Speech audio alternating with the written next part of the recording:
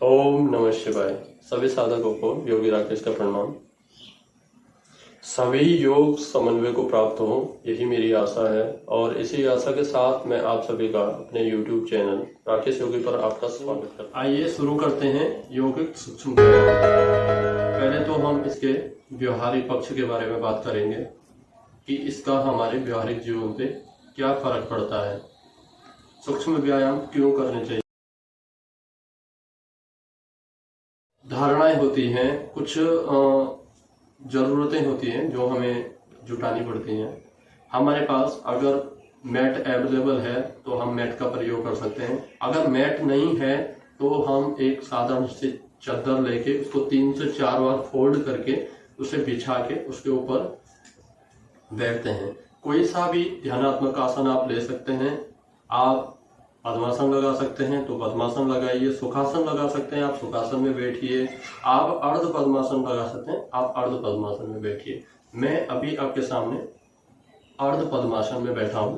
ये अर्ध पद्मासन है, इसमें आप आराम से बैठ सकते हैं। स्थिति सामान्य है, रीढ़ की हड्डी सीधी रखनी है और गर्दन भी सीधी रखनी है, नजर सामने रखनी है। और हम शुरू करते हैं अपना सूक्ष्म व्यायाम। सूक्ष्म व्यायाम हम शुरुआत करते हैं हाथों से।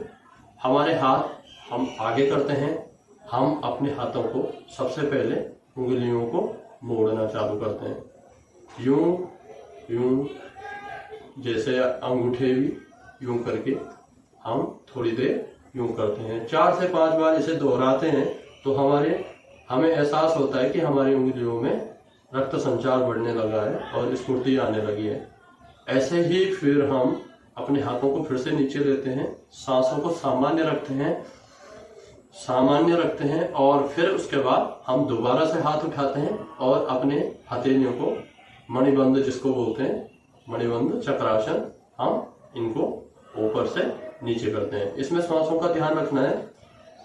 श्वास हम धीरे से नीचे कर रहे हैं। जब हमारी श्वास नीचे जाती है, जब हम रेचन करते हैं तो हमारे मणिबंध नीचे को, और जब हम सांस ले रहे हैं तो ऊपर को, श्वास छोड़ रहे हैं नीचे को, श्वास ले रहे हैं ऊपर को।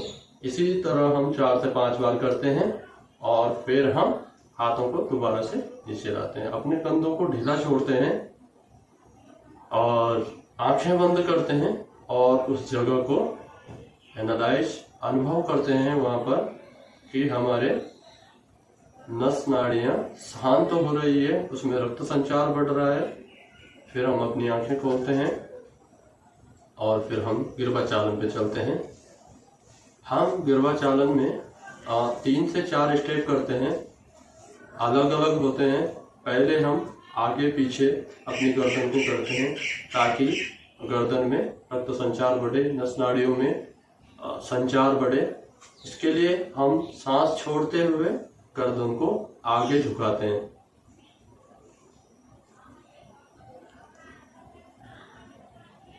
गर्दन को आगे झुकाते हैं और थोड़ी देर ऐसी स्थिति में रहते हैं और अनुभव करते हैं अपनी नस नाड़ियों को, और उनमें रक्त संचार हो रहा है, स्फूर्ति आ रही है, ये देखते हैं। फिर सांस लेते हुए हम सामान्य स्थिति में आते हैं और फिर सांस छोड़ते हुए फिर पीछे की ओर थोड़ी देर इसी स्थिति में रुकते हैं और फिर अपना सांस लेते हुए सामान्य स्थिति में आते हैं। ऐसे ही 3 से 4 बार करते हैं।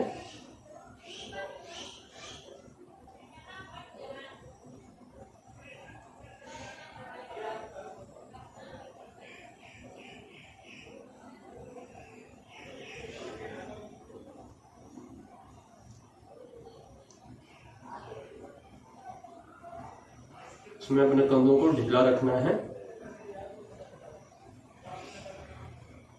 फिर हम सामान्य स्थिति में आते हैं और आंखें खोल देते हैं और गर्दन को दाएं से बाएं घुमाते हैं।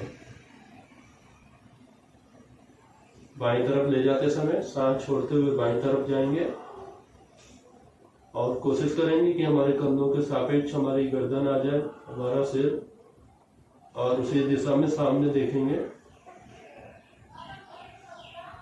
सांस लेते हुए सामान्य स्थिति में ऐसे ही दाईं ओर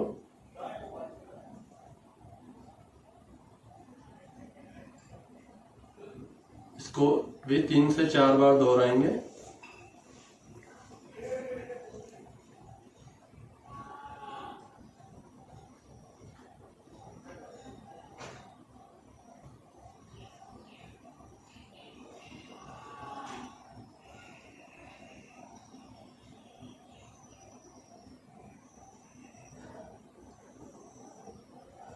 सामान्य स्थिति में आते हैं और अपने गर्दन को घुमाना चालू करते हैं। इसको गिरवट चक्रासन कहते हैं। इसमें हम सांस छोड़ते हुए अपनी गर्दन को नीचे ले जाते हैं और धीरे धीरे सांस लेते हुए ऊपर को आते हैं। फिर सांस छोड़ते हुए पीछे जाते हैं, फिर सांस लेते हुए ऊपर, फिर सांस लेते हुए नीचे।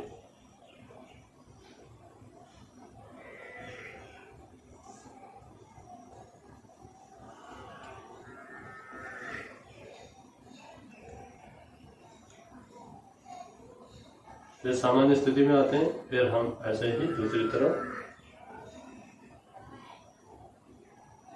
घुमाने चालू करते हैं। इसमें सावधानी ये रखनी है कि अगर किसी की गर्दन में दर्द है तो वो धीरे से करें, सजगता के साथ करें।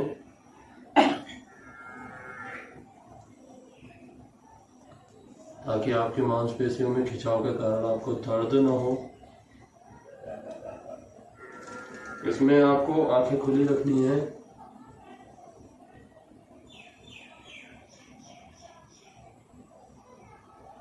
अब हम अपनी सामान्य स्थिति में आते हैं। जब हमारा गर्भाचालन संपन्न हो जाता है तो इसके बाद हम स्कंद चालन करते हैं, जिसे हम कंधा बोलते हैं। इसका चालन करते हैं। सांस लेते हुए ऊपर उठाएंगे, सांस छोड़ते हुए नीचे। ऐसे ही धीरे धीरे 4 से 5 बार करेंगे।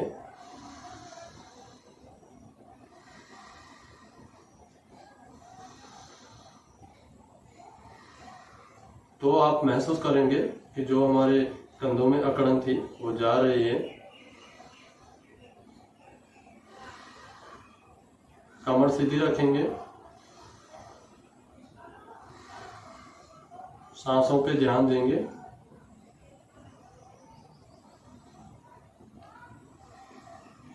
इस तरह से हमारा स्कंद चालन पूरा हुआ।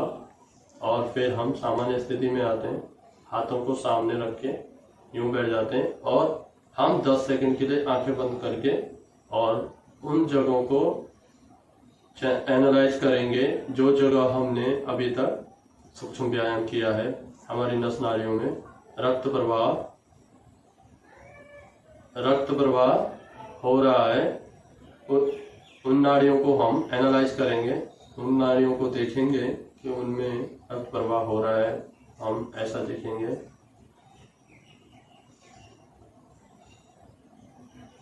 पॉज करो।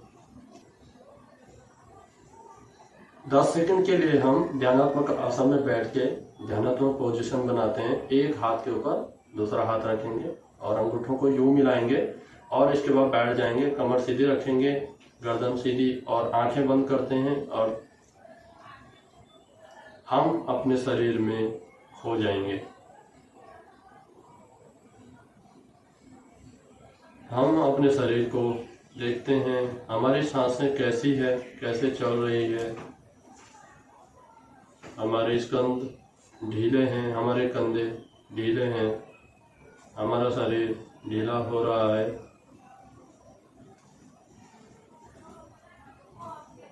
ऐसी स्थिति में 10 से 15 सेकंड तक रहेंगे। फिर हम आंखें खोलेंगे और इसके बाद फिर से दूसरा अभ्यास चालू करेंगे। इसे हम पर्वतासन कह सकते हैं या हस्त उत्थित आसन कह सकते हैं। इसमें हम हाथों को उठा के सर के ऊपर ले जाते हैं और इस तरह से अपने हाथों को यूं करके और फिर यहाँ से यूं घुमा के, जैसे ताड़ासन में करते हैं। ताड़ासन खड़ा होके होता है, बट हम इसे बैठ के करते हैं। इससे हमारी कंधों की अकड़न दूर होती है, हमारी रीढ़ की हड्डियों में खिंचाव आता है, पेट में खिंचाव आता है और हमारी श्वसन शक्ति मजबूत होती है। इसलिए हम इसको करते हैं। ये सूक्ष्म व्यायाम में आता है। हम अपने हाथों को वो मिला के फिर सर के ऊपर रखते हैं और कुछ देर यूं ही रुकते हैं। फिर अपने हाथों को यूं ही नीचे लाते हैं और फिर सीधा करते हैं और फिर अपने हाथों को वापस लाते हैं। फिर 3 से 4 बार हम ऐसे ही करते हैं, अपने हाथों को यूं करके और फिर अपने हाथों को ऊपर करके और अपने हाथों को सर पे ले जाते हैं और थोड़ी देर यहीं रुकते हैं। नजरें सामने, गर्दन सीधी, रीढ़ की हड्डी सीधी। अगर आपको कोई परेशानी हो ऐसे बैठने में तो आप अपने कमर पे सपोर्ट लगा सकते हैं या आप इसे धीरे से कर सकते हैं। आप अपने हाथों को इतना मोड़ के भी कर सकते हैं शुरुआत में। अगर आप शुरू कर रहे हैं, आप पहली बार कर रहे हैं, तो आप जबरदस्ती ना खींचें।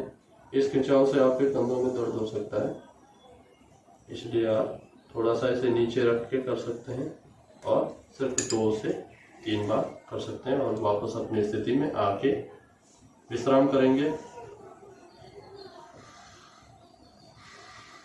लंबी गहरी सांसें लेंगे और इस तरह से हमारे ये यौगिक सूक्ष्म व्यायाम भाग 1 यहीं पर ख़त्म होता है।